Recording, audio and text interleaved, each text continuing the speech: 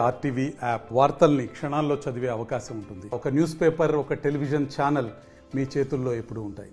లంచం లంచం లంచం, ఏ పనికి కావాలన్నా లంచం ఇవ్వాల్సిందే. ఆ పరిస్థితి చాలా ఎక్కువ ఉంది. ప్రభుత్వం ఎన్ని జాగ్రత్తలు తీసుకొని ఎన్ని హెచ్చరికలు చేసినప్పటికీ డబ్బులు ఇవ్వందే పని కావట్లేదు. ఇటు రెవెన్యూ, రిజిస్ట్రేషన్, మున్సిపల్, పంచాయతీరాజ్, వేరే ఒక్క శాఖ అని కాదు, అన్ని శాఖల్లో అదే పరిస్థితి ఉంది. ఇదే అంశానికి సంబంధించి కరీంనగర్కి సంబంధించినటువంటి ఉమ్మడి జిల్లా వ్యాప్తంగా యాంటీ కరప్షన్ బ్యూరో అధికారులు విస్తృతంగా దాడులు చేస్తున్నారు, సోదాలు చేస్తున్నారు. రెడ్ హ్యాండెడ్గా సైతం ఫిర్యాదు వచ్చిన వెంటనే స్పందించి రంగంలోకి దిగుతున్నారు. దాదాపు కొద్ది రోజుల్లోనే 2025లోనే 22 కేసుల్లో 35 మంది వరకు అరెస్ట్ అయినటువంటి దాఖలాలు ఉన్నాయి.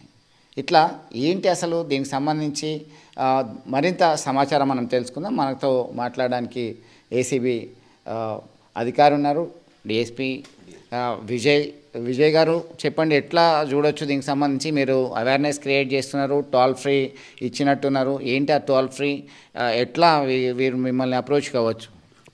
నమస్తే అండి.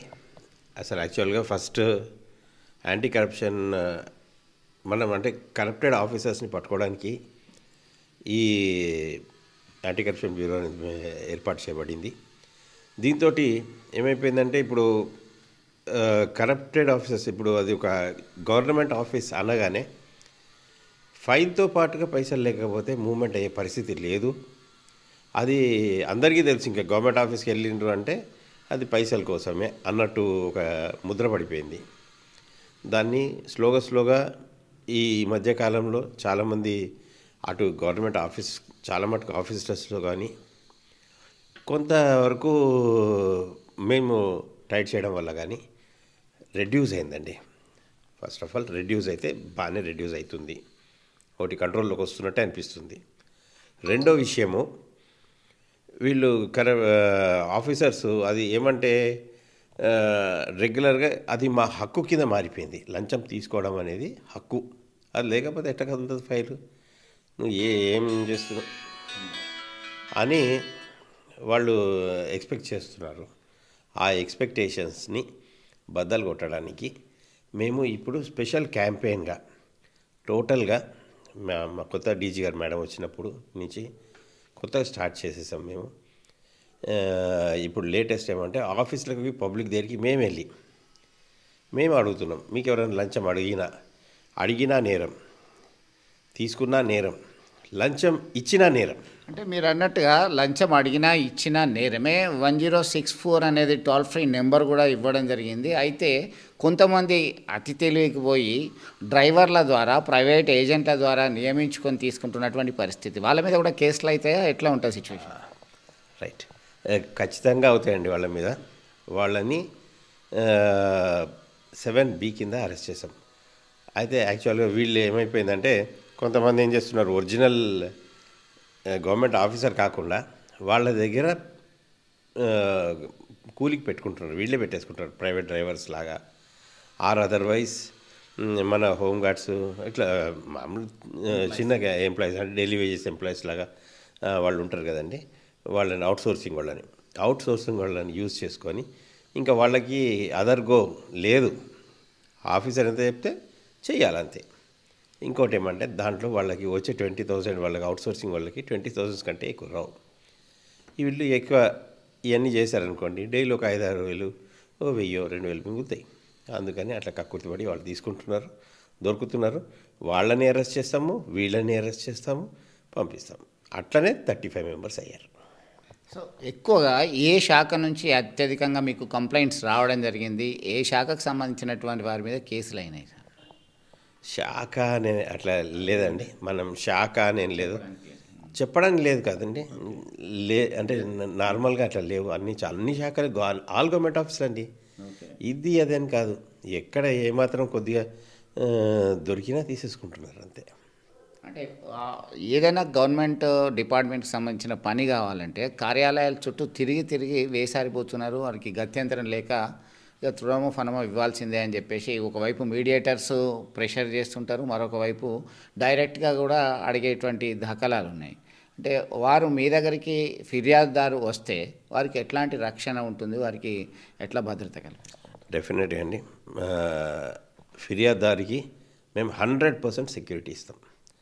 వాళ్ళ పేరు, వాళ్ళ డీటెయిల్స్ చాలా గోప్యంగా ఉంచుతాం. ఎట్టి పరిస్థితుల్లో మా దగ్గర నుంచి వెళ్ళదు. 1064 టోల్ ఫ్రీ నెంబర్ తోటి ఫోన్ చేసి, సార్ ఇట్లుంది, నా పేరు ఇది. ఫస్ట్ ఏమంటే వాళ్ళకి పెండెన్సీ ఆఫ్ కేస్ అంటే వాళ్ళ అప్లికేషన్ అక్కడ ఉండాలి. వాళ్ళ గవర్నమెంట్ ఫీజులు ఉంటాయి, చాలా ఉంటుంది కదా, అది కట్టేసేయాలి. కట్టిన తర్వాత నెక్స్ట్ ఈజ్ డిమాండ్. వాళ్ళు అడుగుతారు, పైసలు అడుగుతారు, వీళ్ళు ఇవ్వాలనుకోరు. వాళ్ళు మెల్లగా మా దగ్గరికి వచ్చేసేసి రేపు మాట్లాడదామనేసి వచ్చేస్తారు. ఆర్ ఏదో సమ్ రీజన్ చెప్పి వస్తారు కదండి. వచ్చేసిన తర్వాత నెక్స్ట్ యాక్సెప్టెన్స్, ఇచ్చేటప్పుడు పైసలు అవన్నీ మేము కవర్ చేసుకొని, మేము విత్ ఆల్ ప్రొసీజర్స్, న్యాయబద్ధమైన ప్రొసీజర్స్ అన్నీ ఉంటాయి దాంట్లో. విట్నెస్లు, ఎవిడెన్స్లు, ఎవ్రీథింగ్ అన్నీ కలెక్ట్ చేసుకున్నాకే మేము వెళ్తాం. అంటే ఈ రెడ్ హ్యాండెడ్గా పట్టుకున్నారంటారు కదా, లిట్మస్ టెస్ట్లో బయటపడుతుంటుంది. ఏవి అది, దానికి సంబంధించి కొద్దిగా డీటెయిల్. ఫినాఫ్థలిన్ పౌడర్ ఉంటుందండి. ఫినాఫ్థలిన్ పౌడర్ని నోట్స్కి పూసి పంపిస్తాము. దాన్ని మనం కార్బన్ మోనాక్సైడ్ లిక్విడ్లో కలిపితే కలర్ వస్తుంది. ఎవరు పైసలు పట్టుకున్నారో వాళ్ళ దగ్గర కలర్ వచ్చేస్తుంది. నోట్లోకి వస్తుంది, దీనికి వస్తుంది, నోట్లకి వస్తుంది, చేతికి వస్తుంది. ఇప్పటివరకు మీరు ఫైల్ చేసిన కేసెస్లో అది ప్రూవ్ అయినాయా? తర్వాత వాళ్ళకి పనిష్మెంట్ అయిందా, లేదంటే కొట్టుడు పోతున్నాయా, మధ్యలో వాళ్ళకి ఏమైనా కాంప్రమైజ్ అవుతున్నారా? ఎట్లా ఉన్నాయి సార్ మీ దృష్టిలో? అది కొంచెము టెక్నికల్గా ఏమంటే కోర్టు స్పీడప్ చేస్తున్నారు. వర్క్ దాంట్లో స్పీడప్ అవుతుంది. మ్యాక్సిమం కన్విక్షన్స్ వస్తున్నాయి. మన కన్విక్షన్ రేట్ బాగుంది. ఎందుకంటే మనం ప్రాపర్ ప్రికాషన్స్ అంటే ఎవిడెన్సెస్ తీసుకున్నాకే వెళ్ళి పట్టుకుంటున్నాం. ఒక గవర్నమెంట్ ఆఫీసర్ని గవర్నమెంట్ నుంచి తయారు చేయాలంటే ఒక పెద్ద ఆఫీసర్ క్యాడర్ని బట్టి 1,00,000 నుంచి ₹1,00,00,000 వరకు కూడా ఖర్చు అవుతుంది. వాళ్ళు ఇంత సర్వీస్ చేస్తారు. వాళ్ళ సర్వీస్ అంతట్లో ఎంత గవర్నమెంట్ వాళ్ళ మీద జీతాలు పెట్టి వాళ్ళని పోషించింది, అదంతా కూడా గవర్నమెంట్దే కదా పైసలు. ఆ పైసలన్నీ మనం ఒక్కసారి పోయేసేసి యువర్ అండర్ అరెస్ట్ సినిమాలో వాళ్ళకి చెప్పలేంగా. అందుకని అది చూసి దానికి కావాల్సిన ప్రికాషన్స్ అన్నీ తీసుకొని మేము అరెస్ట్ చేస్తాం. చూశారు కదా, అవినీతి అధికారులు ఉద్యోగుల మీద ఏసీబీ అధికారులు కొరడా జొలిపిస్తున్నారు. ఖచ్చితంగా తగిన ఎవిడెన్స్తో ముందుకు వచ్చి వారి తాట తీయడానికి రంగం సిద్ధం చేస్తున్నారు. ఎందుకంటే ప్రతిరోజు ఎక్కడో ఒక దగ్గర లంచం తీసుకుందే పని కావట్లేదని చెప్పి సామాన్య మధ్య తరగతి అనేటువంటి తేడా లేకుండా అందరూ ఇబ్బంది పడుతున్నటువంటి పరిస్థితి. ఖచ్చితంగా మీకు ఏ ఇబ్బంది జరిగినా మీ పేరు గోప్యంగా ఉంచుతాం. 1064కి ఫిర్యాదు చేయండి. డైరెక్ట్గా వచ్చి కలిసినా న్యాయం చేస్తాము. కాన్ఫిడెన్స్గా ఉండండి. మీకు తప్పకుండా న్యాయం జరుగుతుంది అని చెప్పేసి భరోసా ఇస్తున్నటువంటి పరిస్థితి. విడుదల సుమంత్తో కలిసి చంద్రశేఖర్, RTV, కరీంనగర్ నుండి. మరిన్ని వీడియోస్ కోసం ఛానల్ సబ్స్క్రైబ్ చేయండి. లేటెస్ట్ అప్డేట్స్ కోసం వాట్సాప్ ఛానల్ ఫాలో చేయండి. అండ్ లింక్ డిస్క్రిప్షన్లో ఉంది.